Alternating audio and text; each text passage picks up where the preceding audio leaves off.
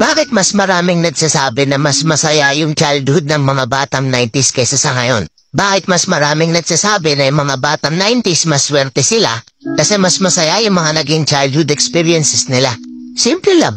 Mga batang 90s pakinggan nyo to. Lapit ka konti. Nung panahon natin hindi pa uso cellphone. Hindi pa uso yung puro Mobile Legends. Lalaro ka sa cellphone, manonood sa cellphone. Lahat ng laro natin nung bata tayo puro physical. Naaalala mo pa ba yung lalabas ka sa hapon para lang makipaglaro sa mga kaibigan mo? Yung tipong nababadtrip ka na kasi nabuburot ka na sa laro. Pero tuloy ka pa rin kasi masaya ka makipaglaro sa kanila.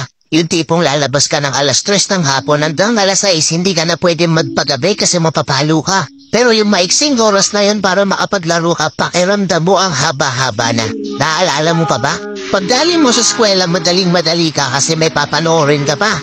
Oo, kasi yung mga palabas sa TV noon, puro pambata pa.